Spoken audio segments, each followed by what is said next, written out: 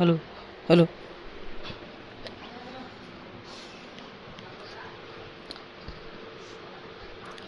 नमस्कार दोस्तों, मैं सुशील कुमार सिंह और आप देख रहे हैं संविधान तक है। आज हमारे साथ है दास बोले बिंदास आईपीएस ऑफिसर है। आज इनसे हमको बात करनी है, खास करके लैंड रिफॉर्मिंग एक्ट के लेकर के, वक्फ बोर्ड के लेकर के, और तो और जो आज हमारे देश भर में जो ब्रह्म भोज होता है, क्या एक संवैधानिक है, धार्मिक है, सामाजिक है, या एक प्रथा मात्र है। इन तीन विषयों पर सर से जानेंगे और बता दें कि अरवल में भी आईपीएस ऑफिसर बन के रहे हैं और अरवल के लोगों को सेवा देने का काम किए हैं। चूँकि मैं खुद अरवल से हूं और मुझे आज बहुत खुशी हुआ कि एक रिटायर्ड आईएएस ऑफिसर से बात करने आया हूं उन विषयों पर जो संवैधानिक है, उन विषयों पर जो समाज में बहुत कम लोग इस पर बात कर पाते हैं। ज़्यादातर लोग इस विषयों को लेकर के गुमराह हो जाते हैं, सच की तह तक नहीं जान पाते हैं।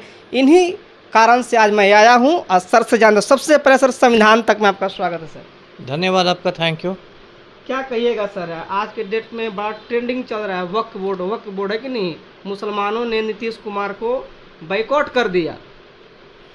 देखिए, ये मामला मैं शुरू से समझाता हूँ दर्शकों को। जी देखिए, वक्फ एक अरबी भाषा का शब्द है, जी अरबी ज़बान का, और वक्फ मतलब होता है समर्पण।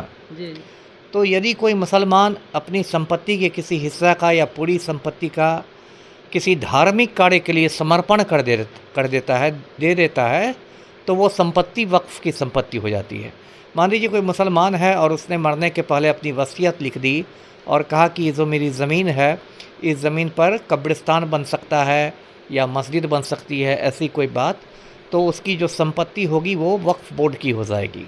वक्फ बोर्ड भी दो हैं हिंदुस्तान में बड़े बड़े, एक सुन्नी वक्फ बोर्ड है, एक शिया वक्फ बोर्ड है। क्योंकि मुसलमानों के दो बड़े धड़े होते हैं, दो बड़े सेक्ट्स होते हैं, शिया और सुन्नी। तो वक्फ बोर्ड भी दो है और ये वक्फ बोर्ड बहुत बरस से चला रहा है और इसमें मतलब आप कह सकते हैं कि हज़ारों करोड़ की टोटल संपत्ति है और ज़मीन है इसकी बहुत ज़्यादा। तो अब क्या हुआ है कि नरेंद्र मोदी और गौतम अडानी ने मिलकर एक षड्यंत्र किया है, एक साजिश की है।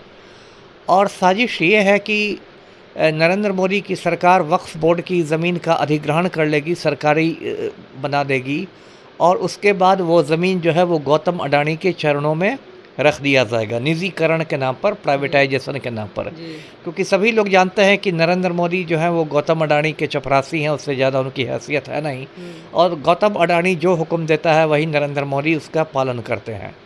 तो यही साजिश हुई है और उसी क्रम में वक्फ बोर्ड बिल लाया गया है और देश भर में जो मुसलमान हैं खास के वो इस बिल पर मतलब आंदोलित हैं, इसका विरोध कर रहे हैं। और अभी पलटू राम ने 2-4 दिन पहले इफ्तार की दावत दी थी सीएम हाउस में, तो उसका भी मुस्लिम संगठनों ने बिहार में बहिष्कार किया था, बायकॉट किया था। अभी दर्शकों को पता होगा कि अभी रमज़ान का महीना चल रहा है, जिससे मुसलमान लोग सुबह से शाम तक रोज़ा रखते हैं, मतलब उपवास रखते हैं, व्रत करते हैं। और शाम में सूरज डूबने के बाद जो रोज़ा खोला जाता है तो उसी को इफ्तार कहते हैं।